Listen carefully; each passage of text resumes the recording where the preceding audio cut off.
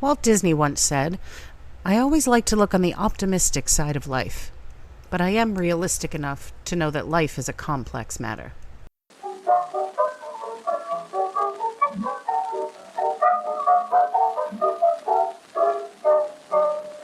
wasn't finding a bow wow. Daddy wasn't finding a bow wow. I love my little cat. I'm very fond of that. I'd rather have a big bow wow wow wow wow. Daddy Hello, wasn't and welcome to the finding a Mochiverse. bow I'm wow. Lynette, and our magical master of ceremonies for today is... Skip, that's me. That's you. Yeah. Hi, Skip. How you doing? Yeah, how's life in the fast lane? So, It's so fast.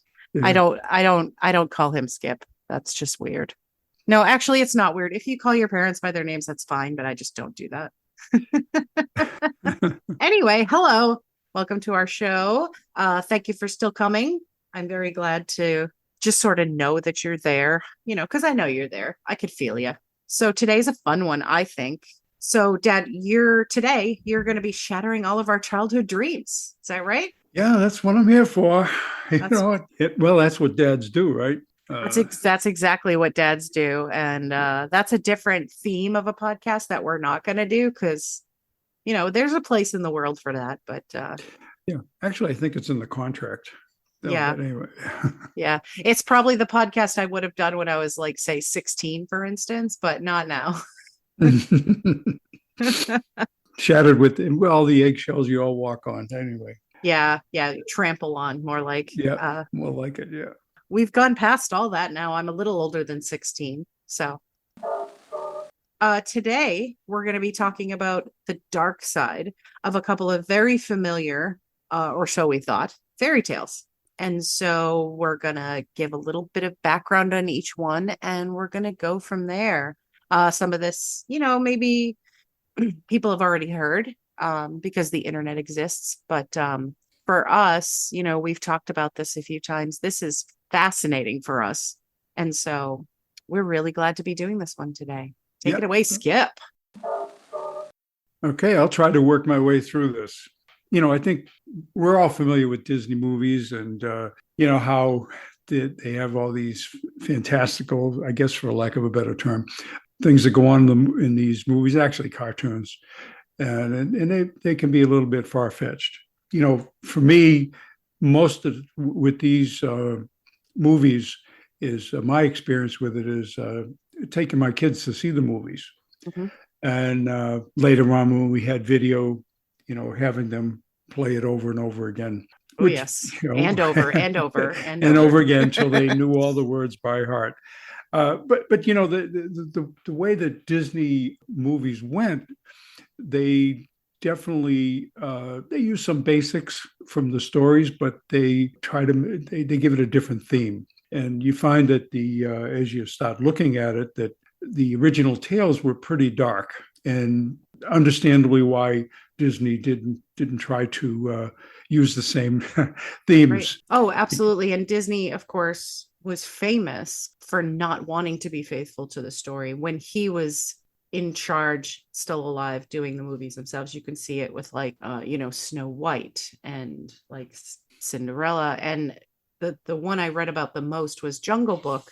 When he went to his story writers, one of the first things he said about Jungle Book was, yeah, just ignore the book. This is about a little boy in the jungle with some animals. There you go. Write a story. He kind of used more elements of the stories in other of his movies. Like, for instance, Sleeping Beauty used some of the very extremely basic parts, but I thought it was really interesting that he used to do that. Now, then something we can also talk about later, because we have two stories we're talking about today. The first one is from the original Disney era, and the second one is from the Disney Renaissance, which is a completely different ball of wax for the Disney Corporation, which we love, by the way. Don't come after us, Disney Corporation. But yeah, the story writing, the feeling, the attitudes, the approach to storytelling and movie making was totally different. And it was a different time too. So anyway. Okay, yeah. The Sleeping Beauty was really the one we're going to first talk about. Mm-hmm. And, the first first version was published in the 1300s, Mhm. and it was called Penforus. Penforus, the princess falls in love with the prince who's sent away by her father. I don't know, I don't know, to prove himself worthy, as Mhm. she falls under a spell after pricking herself on flax. And flax, by the way, it's interesting when you say flax. You look into it, and flax was used to make clothing, and also flaxseed and linseed oil. So Mhm. that's where flax comes from. Is basically, it's like a straw type material. Just so you know what that Yeah, is. this was the thing that they would use a spinning wheel with, right? To make like thread out Yeah, of the to make flax. thread. Okay. Yep. Yeah, exactly. And that's where it all came from. You hear about it, but you don't. You say, "Oh yeah, flax." Yeah, okay, and you don't even make an assumption of what it is. That's what it is.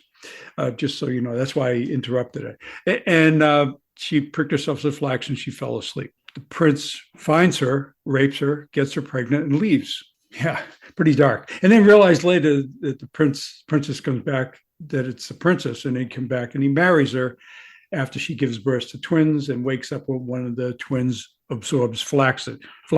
In some cases, the way she woke up was the twins would be sucking on her thumb and absorb the flax that way. Mhm. Which once the flax leaves her body, she wakes up. Right. Then there was another one that it was in the 1600s. It was published by an Italian author. Same type of theme. He also, this guy Charles Perrault, and at the end of the 1600s by Charles Perrault, adapted it for Little Red Riding Hood, Cinderella, Puss in Boots, etc. Yeah, he was famous for doing all of for sort of bringing all those really old stories to the modern 1600s. Yeah, and it's interesting. In each version, the stories that they made changes. The one I just referred to, the Italian version, because they kept sucking on her fingers and drew out the flax splinter. Perrault was another. I think he was the one that did the pens for us, I believe. No, Penseforest was anonymous. Anonymous. Okay, so It was a Perrault made King him. Arthur era of novel writing. Okay, so Charles Perrault was the one I said just a few minutes ago that adopted Little Red Riding Hood, Cinderella, Puss in Boots, etc. Mhm. So he made a major change that may have inspired Disney, which was he added some fairy godmothers, and Yes. so the princess is born, blah blah blah. 7 fairies are invited to bestow gifts to the baby, and after 6 of them give her gifts, an evil fairy is mad she wasn't invited and curses the babies to prick her finger, and she turns and dies. And then the 7th fairy tries to reverse the curse, but can only partially do this. So the princess falls asleep for 100 years. What's sort of crazy about this, the 100 years thing. You think about that. That's quite a long time, and the prince is going to come back later and kneel before her. And Well, I think it was a different prince from another kingdom later. Is another kingdom was how a they did the okay. 100 years thing. Yeah. Yeah. Then there was sort of original article about it was that the king or the king's brother exploited her while she was asleep. That's how they And she write those fell. kinds of things back then. Exploited her. Exploited, yeah. And she falls pregnant, and same thing. The same thing with this. He just offended her slightly. Just slightly, and it's the same theme where one of the splinters absorbed by one of the babies, and then the mother awakes. The second part of that is sort of really gets it's to me it's just darker. Is that the king's wife, which is kind of odd, finds out about this because the kids were hidden because it was worried about the king's reputation. And the king's wife sent the cook to kill the twins and feed them to the king. Sweet lady. Probably a stepmother rather than a mother. I would assume the way that fairy tales go. Yeah, They're always really mean to second wives. Yeah, pretty much. Yeah, it is fascinating that that part of the story was not part of the original, not original, the part of the Disney movie. Mhm. Like you say, Disney was probably. I think we realized he was probably making positive things, positive type movies, which you're talking the 50s, 60s, or whenever Sleeping Beauty was made. I'm not sure what the date was. Do you know that, Lynn? Sleeping Beauty was probably 40s. The 40s. Yeah, that would Let have been me a real optimistic time. Yeah. yeah, and it kind of had to be because there were rules, I am Googling actually no, 1959. So 1959. Okay, so yeah, I think Snow White was the they earlier were one. still in the rules thing, rules part of the society where certain things weren't shown. Well, the Hays Um, Code was in effect mhm, at that time, I believe. And the right. the Hays Code for movies was, certain things couldn't be shown, but also like, bad guys had to be punished a certain way, various rules that had to do with, just censorship. This is before movies were rated. Yeah, good guys had to wear white hats, et cetera, and so forth. Mhm. And Prince that's Charmings. there was the as I grew up in the Catholics, is the Legion of Decency, and they would have movies and stuff that you just couldn't see. So yeah, it was all a different time. Like I understand why Disney, and it was very successful with these cartoons, movies, whatever you want to call them. So Well, again, Disney was very interested in the idea of creating joy and entertainment, in fantasy. And so he wasn't super interested in the details. He was more interested in a more sterilized version of something that made it more pleasant. And and also children by the time the late 50s were happening, and by the time even like the late 40s were happening, as they talk about all the time, that generation was the first generation to sort of have a childhood that we know of it today, mhm, yeah. where children were sort of treated a little more gently and given entertainment that wasn't harmful to them. Whereas, in years and centuries before, children were meant to be shaped, molded, disciplined, put into place. And so, a lot of fairy tales, the reason that a lot of them are so dark is because they're meant as tools to keep children in line, or else something really terrible will happen to them and to scare them into submission.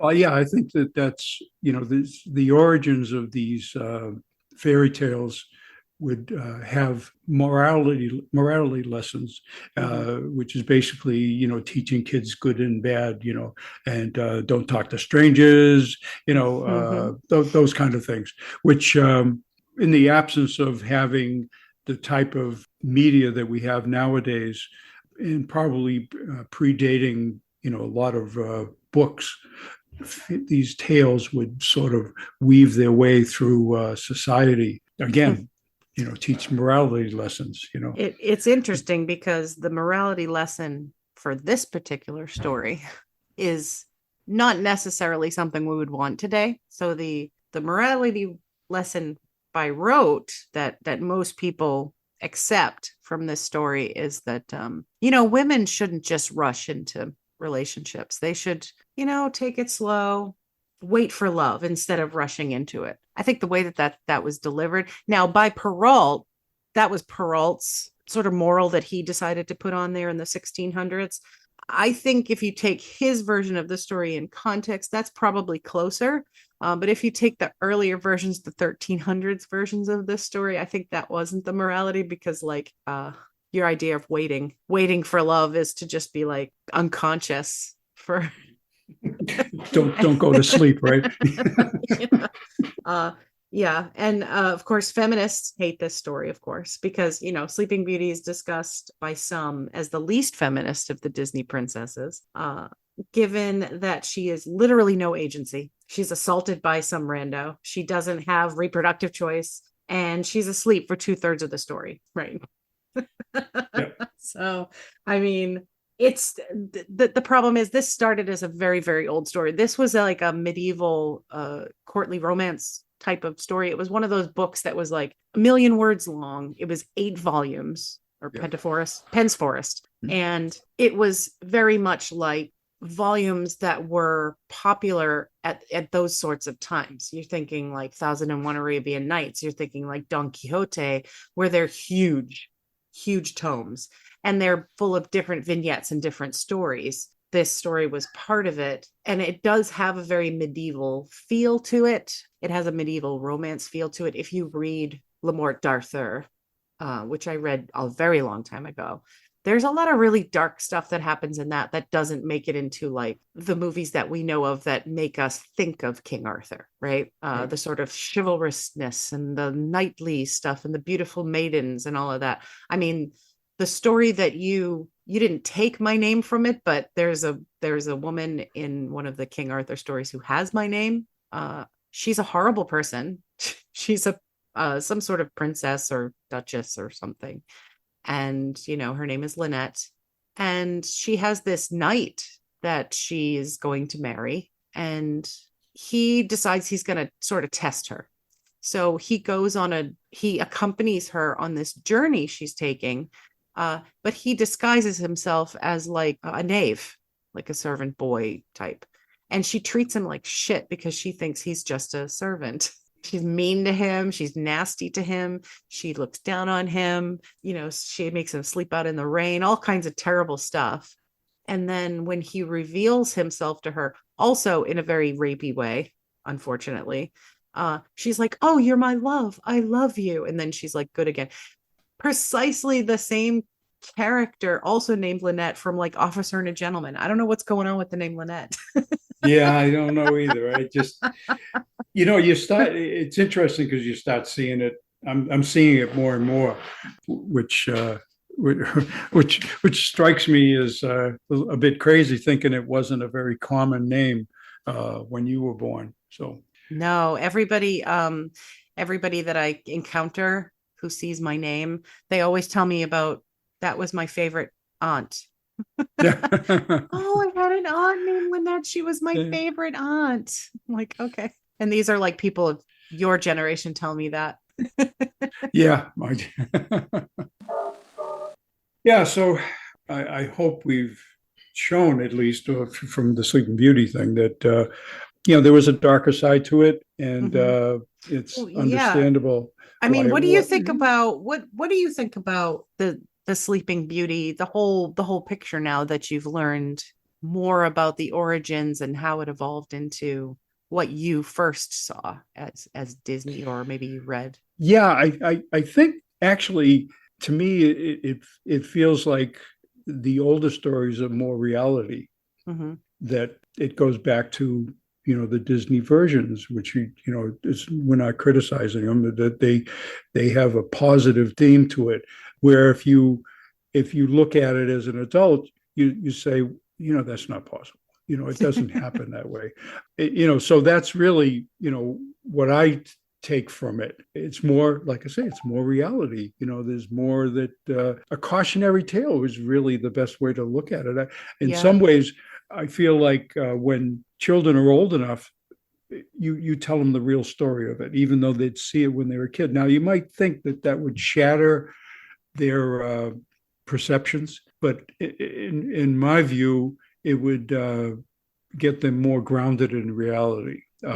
I appreciated it when you guys gifted me the original Grimm's fairy tales when I was a kid, because as soon as I started reading those, I was like, oh, I know this story. And then I read the original and I was like, oh, that's not what I remember. And you kind of realize, you put it together in your kid way, that these stories were adapted and sterilized and changed, but actually they were much more, maybe it's just because I'm dark, but they were much more interesting when they were not necessarily realistic, because they are still fairy tales and fantasies, but more about the actual human condition and humans being humans and doing terrible things to each other and terrible things happening to them.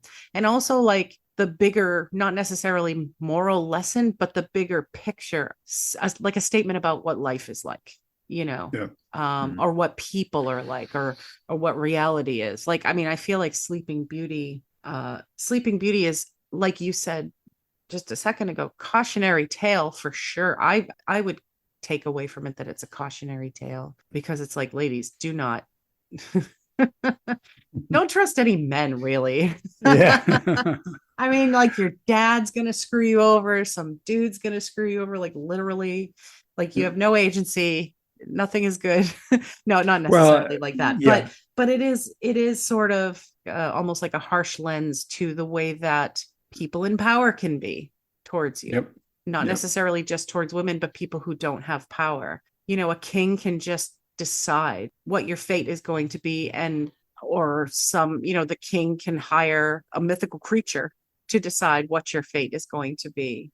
And then some other person in power can later happen upon you and take his own initiative, if you will, and decide your fate that way. And even when it's sterilized enough to turn into a happy ending where true love and they lived happily ever after and the prince and all of that business, that still speaks to that same thing for me. You know, this is your expectation as a young person, or as a woman, or as a girl, or whatever, wherever you may be, however stage of life you may be, that someone may come along and navigate your fate for you. And it's such a good thing. And here's your happy ending, is what everybody else's happy ending for you is, you know, the expected happy ending. So a lot of interesting stuff in there. So, I mean, I think it's still valuable. I don't think it's a good lesson to teach as far as the sterilized version.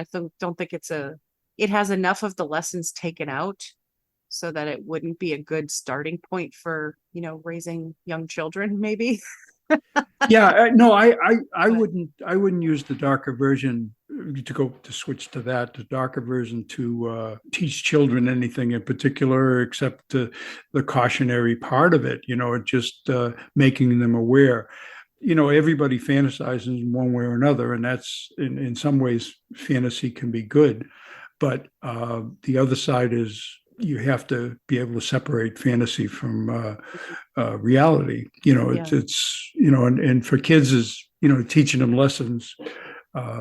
That's kind of what makes parenthood so challenging, is to try to give them a balance, and the balance is to understand and make your own decisions, obviously, but understand that you have to have all the information of whatever you're dealing with right. before you move into it, instead of just going into it blindfolded.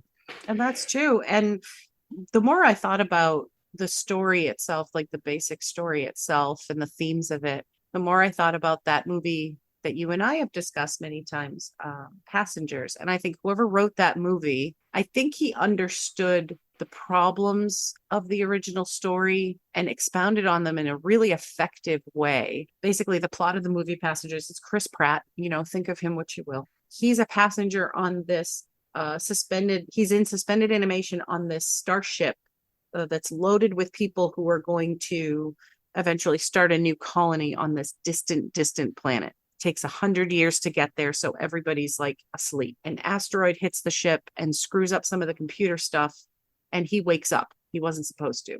His little pod is broken.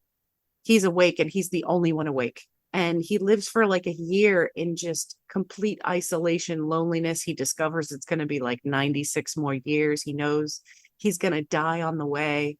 And he has a lot of like existential crises with regards to that.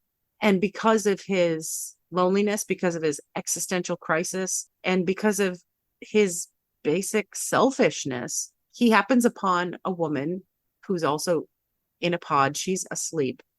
He starts reading her stuff like she's a writer, watching videos of her, just staring at her. He falls in love, quote unquote, with her. And then he makes the decision to wake her up because he's like, I love her. I don't want to be alone anymore. And he wakes her up and basically gives her the same fate, which she has a very good reaction to when she finally figures it out. She just wants to kick his ass. And she's like, leave me alone. Don't talk to me. It's going to be a long 100 years, buddy. The story, like, fortunately or unfortunately, I still like the film, but the story kind of goes back around to a happy ending in the end. Whatever. That's sometimes you have to do that in Hollywood. But I thought it was really interesting how they touched upon isolation as a theme. They touched upon loneliness as a theme. They touched upon also taking someone's agency away and taking away her option to live her life the way she planned to live it for his own gain, and how messed up that was. And I like that he was called out on it and all of that stuff. But I thought it was a really interesting interpretation. And of course, her name in the movie is Aurora, which you and I didn't talk about, but Disney gave Sleeping Beauty the name Aurora. Aurora, yeah. Yes. Yeah, so it's like a reverse part of a different twist on Sleeping Beauty. So the next open subject, if you will, is The Little Mermaid. Ah, The Little Mermaid. Yeah, I think that this was just like we were talking about, is trying to recall the details of the Disney movie so I could give an intelligent comparative analysis of it. Wow. Those are some words coming out of your face. Holy crap. Where's that dictionary? Anyway, so it's like I was saying about, you have a good memory for that stuff, and I don't have the memory for it. Back and look at something visually. The reading, I get reading too. When I read it and I understand it, I say, oh, okay. It's like when we were doing the researching, and it's like you get into the rabbit hole of the internet, and you'll find all kinds of things. And the best thing to do is just to try to go back and find the original, instead of these opinions or people that wanted to twist it or change it or whatever. Anyway, The Little Mermaid was based, at least Disney version, was based on Hans Christian Andersen's novel. The summary is that a mermaid gives up her voice to win over a prince. That's a quick analysis. That's a very quick analysis. The basic plot is that she lives in an underseas kingdom with her father and her 6 older sisters. And they each take a turn viewing the world above the ocean. Right, yeah. And she had the last shot she was the last in line to get that view. Her sisters were not interested at all. But for her, she became obsessed with it. And things all sort of come together for her. There was an explosion on a ship, and it doesn't really show this in terms of what I'm referring to. And short version, she saves the prince, but he didn't know who saved her. And she came back down after that experience, and she wanted to return to the world. And actually, she was enamored with the prince. One of the things about a mermaid, at least in this story, or mermaids in this story, is when they die, they turn into sea foam and just disappear. Yeah, they don't no have soul. souls. Yeah, they have no souls. So she visits the sea witch to try to go further with her fascination with the outside world, if you will. And the sea witch gives her a potion that will give her legs so she can walk on land. The downside of that potion is that it's like a dagger stabbing into her legs, and every movement she has is pain. She ends up washing up on the beach, and this was sort of another version I saw. She ends up ended up on the beach, naked and mute, and the prince finds her. Now, there's some argument that this is a guy's dream, but yeah. So, but he didn't see her as romantic, probably because she couldn't speak. Yeah. It was more like someone he could talk to, tell things to, and share things to, looking at her like a pet, as opposed to, a potential match, if you will. At least that was in her mind. The prince really is convinced that someone else saved him. He didn't know it was her. One thing that happens from there, her heart gets broken. She dances with him at his wedding, but she's sad because she has to die now because her wish has not been fulfilled. Her sisters try to rescue her, and there's another version where she goes back to the witch and gets a knife, but her sisters come and rescue her and give her a sword, telling her if she kills the prince and his blood falls on her, then she will not die and turn into sea foam. But she will come back and be a mermaid again. So she refuses to do this. Instead, throws the sword overboard. The water turns blood red. She jumps into the water. also dissolving into sea foam. And this is the version that Hans Christian Andersen had. I think that Lynn and I talked about this previously, is that he probably got to this point and didn't know what to do to finish off the story. He wanted to have it come out positive, have a good ending. Right. So he added the twist that instead of ceasing to exist, she ascends into the air and becomes a different type of being altogether, kind of like a purgatory. And she's given a chance to do good deeds for the rest of her lifespan, so that she can ascend to heaven and get a soul. So that's really the whole story, and that's the Hans Christian Andersen part of it. There are other ones, I think, that versions, if you search on the internet, that twisted it even more. I think one of the ones I saw initially was that she was so saddened by this that she felt the only way for her to get back to being a mermaid was to sew her legs together. Now, that's not the version of Hans Christian Andersen. That's somebody's twisted mind. That was somebody's, yeah. And we talked about this before too. It actually started as a meme on either Tumblr, Reddit, DeviantArt, which are all websites that the youngins participate in. Yeah. Basically, somebody had created some digital art, and it was a depiction of the Little Mermaid, and she looked like the Disney's Little Mermaid. Sewing her legs together is sort of a message like, you don't need him. You can find another way to continue living your life. So go back to the ocean where you belong and things like that. I'm not sure I agree with that message, but it was an interesting message and very true to the time period, because you're talking about 2000s or so, when it was like sort of darkly cute and romantic and very very emo. But yeah, so The Little Mermaid, this movie was part of the Disney Renaissance, which was an era of Disney that's more modern. Still pretty old though. I mean, if I want to date myself, this kind of stuff was more my daughter's generation. But I still kind of think of it as mine, because I discovered these new Disney movies when I was still impressionable enough.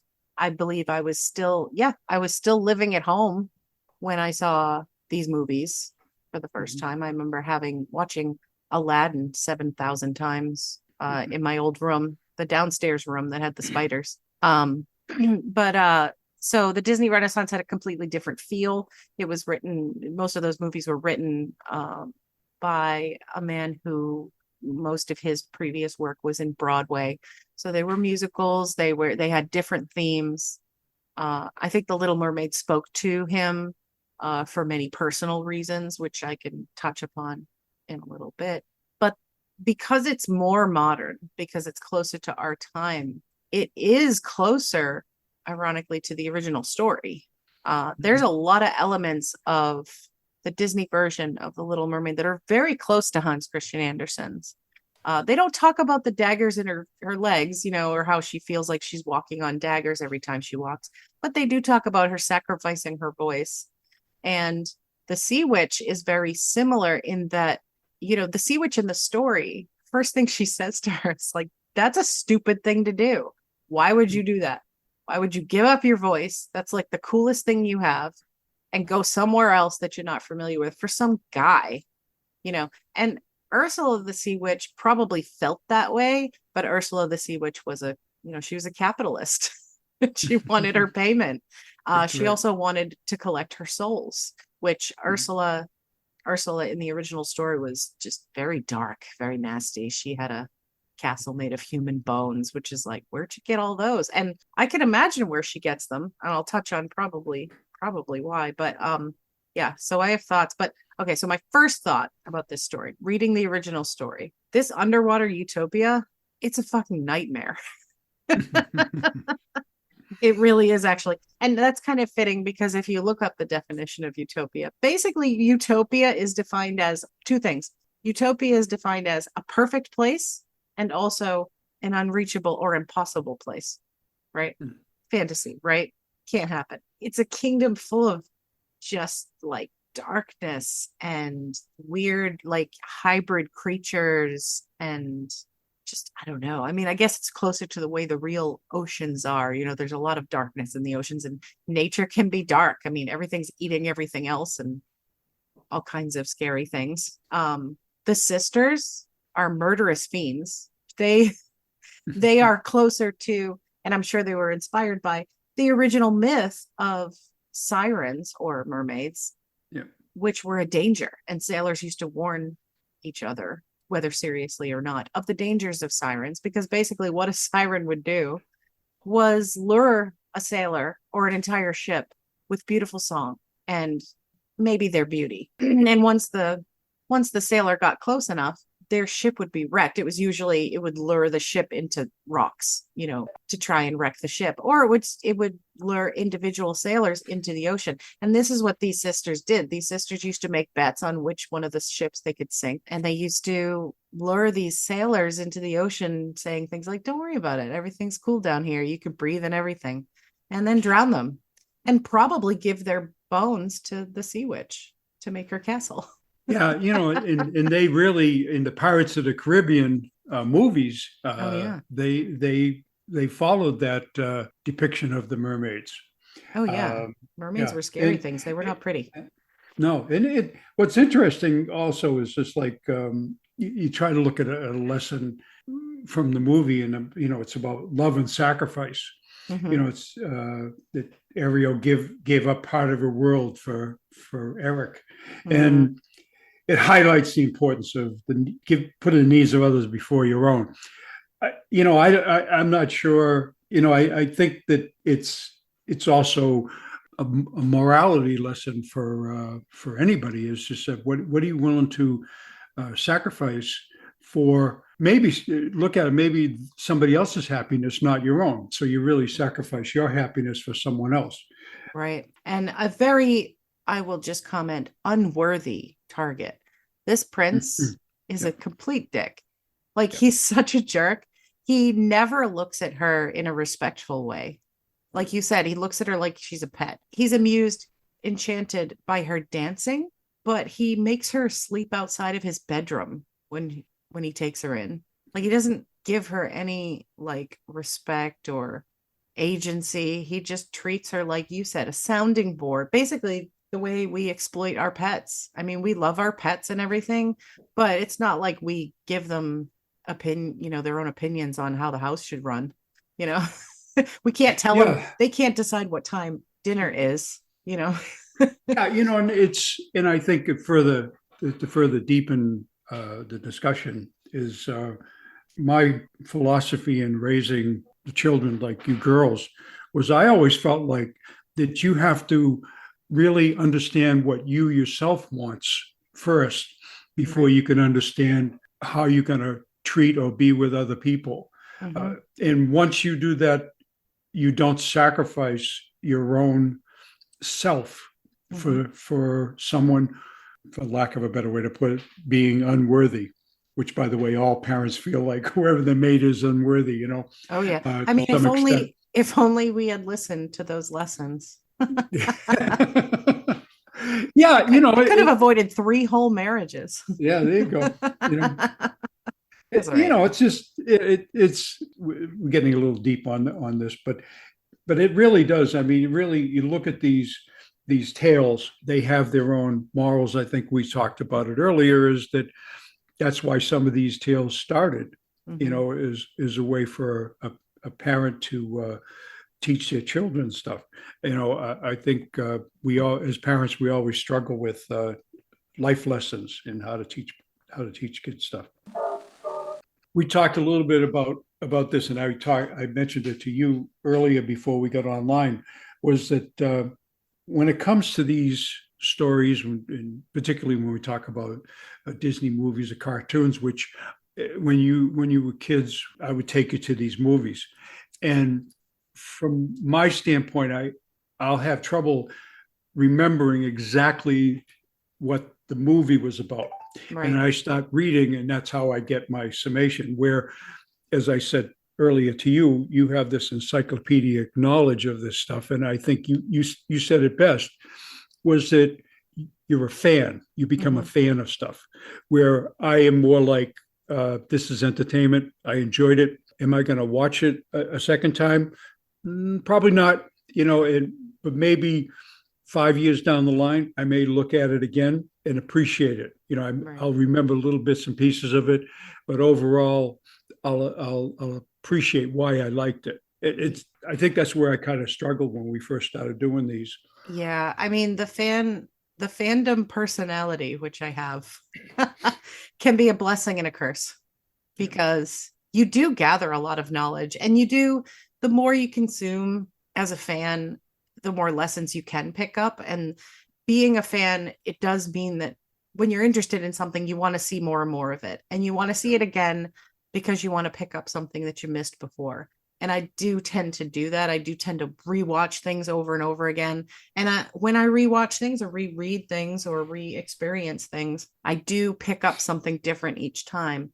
It does give me the advantage in that I can think about the work or the piece or whatever it is, and think about what it's trying to tell me, think about what it says about life in general, think about what it says about me. And also it gives me it jams my head full of lots of trivia, but it does give me the ability to see things in comparison to other things, because I'm also one of those people that everything I see reminds me of something else, right? And I think that's probably a good thing. The disadvantage is that I'm really scatterbrained because all this stuff is not organized, but it does give me, it is pretty cool to experience stuff and want to experience more of it. And I was talking earlier with you about this, the fandom personality that I have. Anytime anything is on the TV, both Richard and I, we have IMDb up and we have Wikipedia up, because we see a person, we see an actor, or we're looking at the part of the story, or we're looking at the location. We're just searching on our phones and we say to each other, hey, did you know that this one was filmed in the same town as this other movie? Oh yeah. Oh, there's that guy. He was in that other movie that we really liked that we watched a few months ago. And he's actually married to the woman who plays the evil character in that other show that we watch. And she's really awesome too. And did you know that she went to school she was born in Brooklyn, but she actually went to school in Boston. So there's another Massachusetts connection. We have these conversations almost every day. And so it is kind of cool, especially when the other advantage to being a fan of things is that you're constantly making connections that seem personal. It's there, I always see a Massachusetts thing, or I always see a British thing. I'm like, oh, I really like this show. Look the person up. Oh, they're British. Now that makes sense. Because I really like it, silly things like that. So yeah, where I have a tendency to pick up pieces and bits and pieces of things, like from a Star Trek movie, or from from Jaws. We need a bigger boat. That's right. All these classic lines. It's sort of like when we talked in another show about idioms, and I found that fascinating too, is to where the origin of these things come from. And that's where I got interested in the fairy tales and the dark side of the fairy tales. Oh yeah, because there's so much data to gather up and absorb. Yeah. I'll turn you into a fan yet. One of these days. I'm gonna make you obsessed about something. Yeah. Well, it's funny because I do a lot of reading, and as a matter of fact, there isn't a day that goes by that I don't read something. So reading is something I do a lot of. Watching TVs and movies can be kind of challenging, because in difference between, you and Richard have the same taste on stuff. Sue and I do not have the same taste. That is definitely true. Yes. Yeah. And, where I will watch an Avengers movie or a Batman movie, or I'll watch a detective show, and I get fascinated by how they come to a solution. A lot of times I'll be watching a movie or a show, and I'm fascinated to hear how they come to this conclusion. And by the same token, I'll look at stuff that they're doing, and I'll say, that's not possible. They couldn't do it that way. Right. That's one of my big things too. We're always yelling. We're always yelling at the TV. That's not how you do CPR, actually.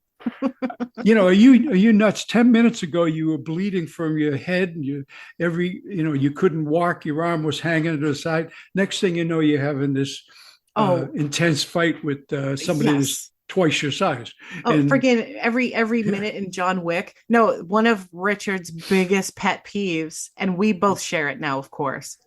Somebody gets shot in the shoulder and they could still pick up a gun 5 minutes later and like shoot the guy. I'm sorry, that doesn't. You get shot in the leg and you're running away from the scene. I'm sorry. These people have not been shot in the leg. Not that I've been shot in the leg, but yeah, I'm pretty sure that the trauma that you experience by having a shot in the leg or the shoulder is that's going to reduce function in that area just a yeah. little bit.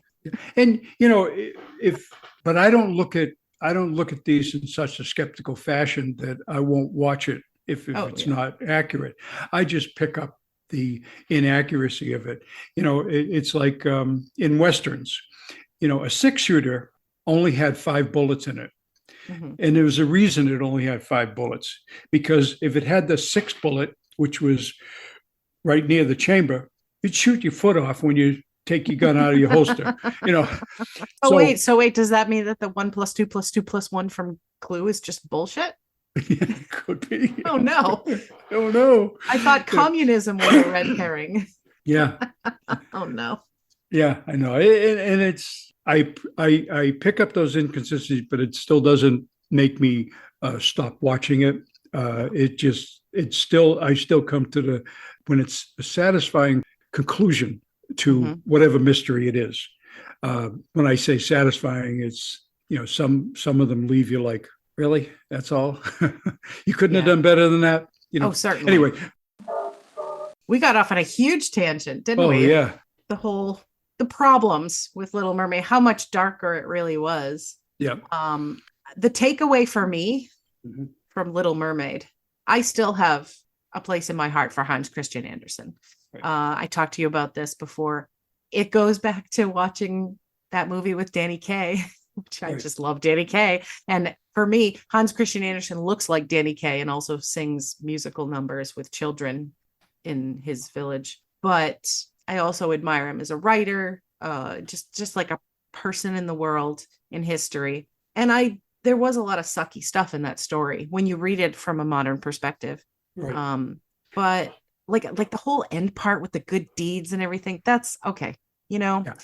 Like we said before, he may have tacked that on because he had to change the theme of the story a little bit. Part of that, I think, had a lot to do with the very secret life that Hans Christian Andersen allegedly had to live. He wasn't out, so I'm not going to out him. It's not my business, really. But it was very clearly an allegory for somebody that he loved very much, that it was not only illegal, but socially unacceptable for him to be in love with. And I think he wanted to add the religious aspects and the children sort of appeal aspects and the doing good deeds aspects to sort of divert from that so that it wasn't quite as obvious. I know I was talking to you before. When you're writing a thing or when you have a thing in your mind, it's obvious to you. And so I feel like when he was writing this story, it was a little too obvious what this was an allegory for. I think he added the he had to have an ending for the story that was happy in his mind. Her just sort of dying and turning into sea foam and disappearing, not really that much of a happy ending. So being able to ascend to a different plane of being, to do good deeds for 300 years and then get into heaven, I think that was his solution. Although that part of it was pretty dark too. I know you saw at the end, they were air spirits. They were able to observe humans without being seen. But the caveat to that, I don't know why he added this caveat. Every time a baby is born, if it's a good baby that brings joy to the household, and he says this was deserving of love, the mermaids are happy and they maybe can take some time off of their sentence in purgatory. If it's a wicked baby that's born, because wicked baby, not Boston wicked, real ass wicked, it can add time to their sentence and to their misery. And it's like, dude, what is going on, man? Even the happy ending was dark. And so Yeah. you just have to remember. And also, Little Mermaid heartbroken, sacrifices herself for a dude. Like, whatever. It was a different time. Women Yeah, aren't for really sure. that important. But I don't know. I'll still watch the Disney version. I think Disney did a lot of good things with it. I think the director and the writer did some fantastic things, and he is an absolute legend, was an absolute legend. He's no longer with us. And I still love it. So I don't care about Sleeping Beauty. Sorry. That's okay. Yeah, in the future we'll probably delve into some other ones too. Oh, absolutely. I want to do more of these, and I want to do some of the Grimm's fairy tales, because like when you want to say dark, Yeah, they can be dark. Yeah, yeah. Grimm's fairy tales are dark as hell, and I can't wait to talk about my favorite one. We'll definitely talk about that in a future episode. And so, folks, our time is running short, but I'm glad that you joined us again today. If you would like, please send us an email, mochiverse@gmail.com. That's MOCCIAVERSE@gmail.com. Tell us what you thought of the episode. Send us pictures of your pets. Tell us you like us. Do something, or you could give us suggestions for future episodes, future topics, future interesting things, trivia, history, any of that stuff. It's right up our alley. If you subscribe to iTunes or Amazon, we are now on all the platforms, I think. You can leave us a review on any of the platforms that you listen to podcasts to. We're on Audible. You can leave a review on Audible. I think we're free on Audible. We're on YouTube, actually. If you can go there, we're starting to get a little traffic there. You can leave us comments on YouTube as well. And I think that's all of the business. Except that he's looking at me dad again. Jokes. Guys, he keeps looking at me with that look. He's gonna get me. All right. I'm gonna get you. Do your worst. All right, here you go. Okay. Listen, I have a few jokes about retired people. Yes. But none of them work. I also have a joke about a broken clock, but it's not the right time. Not the right time. Yeah. Yeah. I have a joke about butter, but I'm not going to spread it. Oh, that's clever. Yeah, I know. I have a joke about a roof, but it would just go over your head. I have a joke. I have a joke about inferiority complexes, but it's not very good. Yeah, you probably hate it. Yeah. I have a joke about procrastination, but I'll tell you about that later. Yeah. I get so excited that spring is here that I wet my plants. Oh. I asked my wife once if I'm the only one she'd been with. She said yes. All the rest have been 9s and 10s. Oh, that's harsh. Low. Yeah, very harsh. Yep. I believe that protection should be used at every conceivable occasion. That's a dirty one, Dad. It is dirty one. I threw one in dirty one, And here's another dirty one. My wife turned to me and said, "What starts with an F and ends with a K?" And I said, "No, it doesn't." That's like the Harrison Ford thing. Anyway. Yeah, I know. Hey, I used to be addicted to soap, but I'm clean now. Oh my God. All right. You know what? That's it. I saw the eyes rolling. That's enough, folks. Yeah. Get out while you still can. Bye. See you later. See you later. Daddy wasn't finding a powwow. Daddy wasn't finding a powwow. I've got a little cat. I'm very fond of that. I'd rather have a big bow wow. Oh my gosh. Yep.